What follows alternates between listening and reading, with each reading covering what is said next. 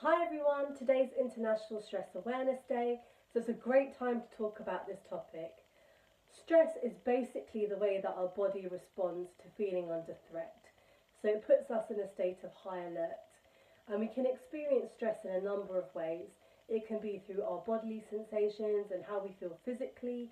It can be through the emotions that we experience. And it can also be through the thoughts that we have or our mental reaction to stress. Stress can lead us to feel overwhelmed and can impact upon how we cope on a day-to-day basis.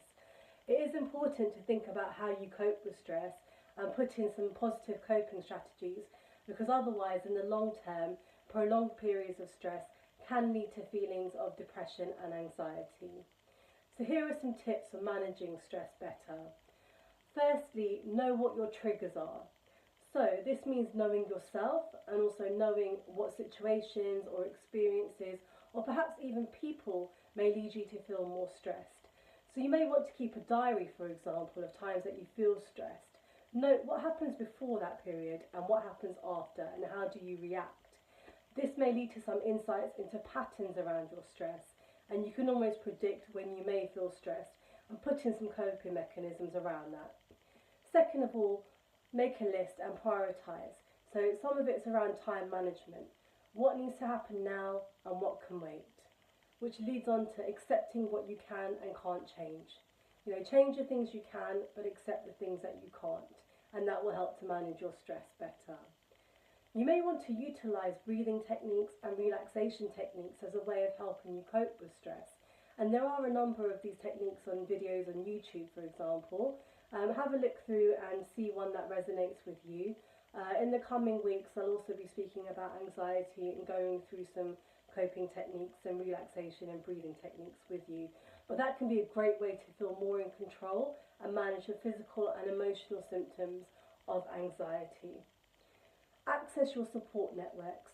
So whether it's friends and family that supports you, or a GP if you're really concerned about how you are or aren't coping.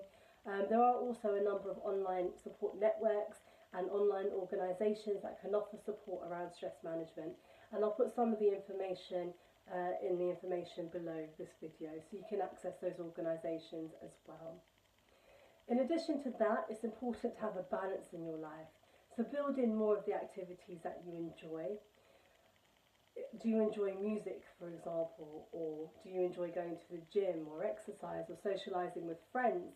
Often having more of a balance in life can help us to feel more in control and manage our stress better. If you are dealing with workplace stress, you may want to speak to a counsellor who can support you. Often, most organisations will have what's known as an employee assistance programme, so it might be worth checking with your organisation if they have this. This is a confidential service where they offer practical and also counselling advice. So it may be worth checking with your organisation to see if that's something that you can access, and it's usually free of charge.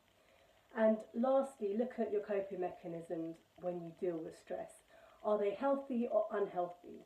So by healthy, I mean, are you getting enough sleep, for example? Are you eating well? Are you taking care of yourself? Or are you managing stress using unhealthy coping mechanisms like substances or alcohol use? So just have a think about that and see if there's anything that you can change. I wish you well on your journey to managing your stress, and I hope that you overcome it and also that you've enjoyed this video.